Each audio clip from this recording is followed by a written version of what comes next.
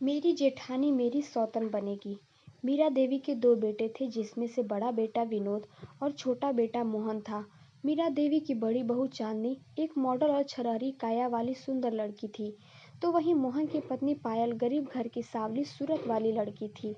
पायल अपने परिवार की जिम्मेदारियों को भली भांति निभाती थी, जबकि चांदनी का सारा ध्यान सिर्फ अपने मेकअप और फिगर को बनाने में ही रहता था। एक रोज पायल कहती, ये लीजिए मम्मी जी, आपकी मनपसंद अदरक लौंग इलायची वाली चाय। मीरा देवी कहती, छोटी बहू, तुम हम सभी की जरूरतों का कितना ख्याल रखती हो। अरे जरा अपने शरीर को आराम भी दिया कर। सुबह पहली किरण के साथ उठती है और सारा दिन घर के काम काज ही निपटाती रहती है। अरे थोड़ा कष्ट अपनी जेठानी को भी उठाने दिया कर और उसे भी कुछ जिम्मेदारियां निभाने दिया कर। वैसे है कहाँ वो? पायल कहती, माँ जी, जेठानी जी तो अभी सो रही हैं और पूजा पाठ करने के बाद आपको चाय चाहिए होती है, इसीलिए मैंने ही बना दी। मीरा देवी कहती, जन्मदिन की ढेरों मुबारकबाद छोटी बहू। अब आज के दिन तो तुम इस घर गृहस्थी से छुट्टी ले और अपने पति के साथ कहीं बाहर घूमा। पायल कहती, शुक्रिया माँ जी। अपनी सास के पांव छूकर पायल खुश होकर अपने कमरे में चली जाती है। तभी मीरा देवी भगवान का शुक्रिया अदा करते हुए कहती है, तेरा लाख लाख शुक्र है भगवान, जो तूने मेरी झोली में पायल नाम के इस हीरे को डाला है। तूने मेरे बुझे घर में चंदा का प्रकाश भेजा है, छोटी बहू के रूप में, जिसकी रोशनी पूरे घर में फैली हुई है। बस मेरी यही दुआ है तुझसे कि इसके जीवन में कभी अंधेरा ना आए, मोहन और पायल का रिश्ता सदा सलामत रहे और उनके बीच कभी कोई खटास ना आए। पीछे खड़ी चांदनी उनकी सारी बातें सुन रही होती है और अपने मन में हंसते हुए कहती है, जितनी दुआएं देनी है इससे दे लो सासू माँ। भले ही ये सारे घर में प्रकाश फैलाए, लेकिन इसकी खुद की जिंदगी में तो अंधेरा ही होगा, क्योंकि इसके चांद की चांदनी तो मैं हूँ। मोहन तो आखिरकार मुझ पर ही लट्टू है। उधर पायल अपने कमरे में मोहन से कहती है, मोहन, आज आपके दिल में भी ऑफिस जा रहे हैं? मोहन कहता, क्यों, आज क्या है, दिवाली है जो घर पर मैं बैठकर पूजा करूं तुम्हारी, या तुमसे शाहरुख खान की तरह रोमांटिक बातें करूं? जस्ट लुक एट यू, काली तो तुम थी ही, अब तो तुम मोटी और भद्दी भी हो गई हो। पता नहीं मेरी किस्मत खराब थी जो ऐसे बीवी मेरे पल्ले पड़ गई। अपने जन्मदिन पर पति के मुंह से बधाई की जगह बेइज्जती की बातें सुनकर पायल दुखी हो जाती है, तो वहीं दरवाजे के बाहर खड़ी चांदनी यह सब सुनकर खुश हो जाती है और मन में सोचती है, अरे वाह, मेरी काली देवरानी के जन्मदिन की ऐसी शुरुआत, सचमुच सुनकर मजा ही आ गया। अब यही सही समय है आग में घी डालने का। चांदनी उसके कमरे में जाती है और कहती है, अरे क्या हुआ मेरे हैंडसम देवर जी, क्यों मेरी सांवली सलोनी देवरानी पर भड़क रहे हैं मोहन? मोहन कहता, जरा कुछ सीखो मेरी भाभी से। शादी के इतने वक्त बाद भी इन्होंने अपने फिगर को कितने अच्छे से मेंटेन करके रखा है। पायल कहती, मोहन, शायद आप भूल रहे हैं कि मैं एक बच्चे की माँ हूँ और माँ बनने के बाद एक औरत के शरीर में परिवर्तन आते हैं, उसकी त्वचा और शरीर में फर्क पड़ जाता है। मैं एक पत्नी होने के साथ साथ माँ भी हूँ, जबकि जेठानी जी अभी माँ के सुख से वंचित है। यह बात सुनकर चांदनी गुस्से से वहां से चली जाती है। मोहन भी बैग उठाकर ऑफिस के लिए निकलने लगता है।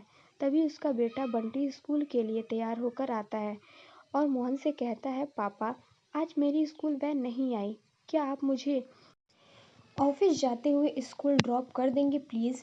मोहन कहता, बस माँ की तरह बेटा भी मुझे परेशान करने आ जाता है, मुझसे ये सब चोचलेबाजी नहीं होती, चल अब भाग यहाँ से। इसी तरह मोहन अपने बेटे को झिड़कते हुए वहाँ से चला जाता है। बंटी रोते हुए अपनी माँ से कहता है, माँ, सभी के पापा उन्हें स्कूल छोड़ने जाते हैं, फिर मेरे पापा कभी मुझे छोड़ने क्यों नहीं जाते, और वो हमेशा ही हम दोनों से गुस्से में बात क्यों करते हैं? पायल कहती, नहीं बच्चे, पापा को ऑफिस के लिए देर हो रही थी ना, इसीलिए वो थोड़े गुस्से में थे। चलो मैं तुम्हें स्कूल ड्रॉप कराती हूँ। ऐसे ही कुछ दिन बीत जाते हैं। एक रोज जब पायल बाजार से सब्जी लेकर घर आ रही होती है, तो वह चांदनी और मोहन को हाथों में हाथ डाले होटल से बाहर निकलते हुए देख लेती है। यह दृश्य देखकर पायल हैरान रह जाती है और उसके मन में हजारों सवाल उमड़ पड़ते हैं। पायल सोचते हुए कहती है, ये दोनों होटल में एक साथ, कहीं इन दोनों के बीच कुछ गलत? नहीं नहीं, मैं बेकार में ये सब बातें सोच रही हूँ। देवर भाभी के बीच तो माँ बेटे का रिश्ता होता है, बिना किसी सबूत के कोई लांछन लगाना गलत होगा। इसी कश्मकश में पायल घर पहुंच जाती है, लेकिन दिन भर उसके मन में यही कश्मकश चलती रहती है। रात को जब काजल अपने कमरे में सो रही होती है, तो आधी रात को बंटी को प्यास लगती है और वह पायल से पानी मांगता है। पायल उठकर किचन में पानी लेने जाती है। तभी उसे चांदनी के कमरे से किसी के हंसने की आवाज़ आती है। पायल कहती, अरे जेठ जी की तो आज नाइट शिफ्ट है, फिर ये जेठानी जी के कमरे से किसकी आवाज़ आ रही है। पायल खिड़की से झांक कर देखती है तो वह नज़ारा देखकर दंग रह जाती है। कमरे से चांदनी और मोहन एक दूसरे की बाहों में बाहें डाले बिस्तर पर लेटे हुए होते हैं। मोहन चांदनी से कहता है, सच कहूँ चांदनी, तुम्हारे साथ ये रात सचमुच कयामत की रात लग रही है। चांदनी कहती, अब बातें बनाना बंद भी करो और ये बताओ कि कब तक हमें यूं ही दुनिया से छुपते छुपाते मिलना होगा। भगवान ने हमारी शादी दो अलग अलग लोगों से करवा दी, और वो भी बिना हमारे टाइप के लोगों से। तुम तो बिल्कुल मेरे टाइप के हो, हैंडसम एंड डेयरिंग देवर, इसीलिए मैं तुम्हारे भैया को बिल्कुल भी भाव नहीं देती। मोहन कहता है, जानता हूँ, अब मुझे जाना होगा, कहीं पायल की आँख खुल गई तो मुश्किल हो जाएगी। मोहन जैसे ही बाहर जाने के लिए दरवाज़ा खोलता है, पायल वहाँ खड़ी होती है। पायल कहती, बिल्कुल भी शर्म नहीं है तुम दोनों में, देवर भाभी के पाक रिश्ते को कलंक लगा दिया तुमने। मैंने ये कभी नहीं सोचा था कि मेरी जेठानी मेरी सौतन बनेगी। चांदनी कहती, ओह, तो तुमने सब कुछ देख लिया, चलो अच्छा है, आज नहीं तो कल सच तुम्हारे सामने आना ही था। पायल कहती, हाँ, और अब ये सच्चाई मैं दुनिया के सामने लाकर रहूंगी। बहुत धोखा दे लिया तुमने हम सबको। चांदनी कहती, खबरदार जो तुमने ऐसा कुछ सोचा भी, वरना तुम्हारे बंटी को इस दुनिया से रुखसत होने में देर नहीं लगेगी। पायल कहती मोहन से, यह औरत तुम्हारे सामने तुम्हारे बच्चे को जान से मारने की धमकी दे रही है और तुम चुपचाप तमाशा देख रहे हो। मोहन कहता, अरे कौन बच्चा, किसका बच्चा, तुम और बंटी तो बस मेरी एक भूल हो। तुम दोनों जियो या मरो, इससे मुझे कोई फर्क नहीं पड़ता, समझी। इस तरह उन दोनों की मिली धमकी से पायल अपने बच्चे को खोने के डर जाती है और वह अपना मुंह बंद रखकर सब कुछ चुपचाप सहती रहती है। इसका नतीजा यह होता है कि देवर भाभी की हवस को शह मिल जाती है और अब वे एक दूसरे के साथ और ज़्यादा समय बिताते हैं। एक रोज़ बंटी अपनी माँ से पूछता है, माँ, आजकल आप इतनी उदास और खोई खोई क्यों रहती हो? पापा ने आपसे कुछ कहा क्या? पायल कहती, नहीं मेरे बच्चे, वो मेरी तबीयत ठीक नहीं है ना, इसीलिए। तू जा बाहर जाकर खेल। बंटी बाहर खेलने चला जाता है। तभी पायल की सास उसके कमरे में आती है और उससे कहती है, क्या बात है बहू, तेरे और मोहन के बीच सब कुछ ठीक तो है ना? आज जो बात तुमसे बंटी ने पूछी वो मैं भी कई दिनों से पूछना चाह रही थी। आजकल तुम हर वक्त खोई खोई सी क्यों रहती हो? पता नहीं क्यों, लेकिन तेरा उदास चेहरा देखकर ऐसा लगता है कि जैसे कोई नौतन तुझे ढा रही हो। अगर ऐसा कुछ है तो एक बात हमेशा याद रखना, विश्वास से भरी पत्नी अगर चाहे तो यमराज से भी अपने पति के प्राण वापस ला सकती है। फिर एक औरत से क्या डरना। यह कहकर उसकी सास वहाँ से चली जाती है, लेकिन उसकी बातों ने मानो पायल में एक नई शक्ति भर दी। वह बिना देर किए अपने जेठ विनोद के पास जाती है और उसे सारी सच्चाई बता देती है। विनोद कहता, पायल, तुम होश में तो हो? अपनी जेठानी के बारे में ऐसी बातें करते हुए तुम्हें शर्म नहीं आती? पायल कहती, जेठ जी, मुझे बस आज रात का समय दीजिए। आज रात जेठानी जी की सच्चाई आपके सामने होगी। इसके बाद विनोद के साथ मिलकर पायल एक प्लान बनाती है। पायल मोहन के फ़ोन से चांदनी को मैसेज करती है और उसे अकेले में मिलने के लिए छत पर बुलाती है।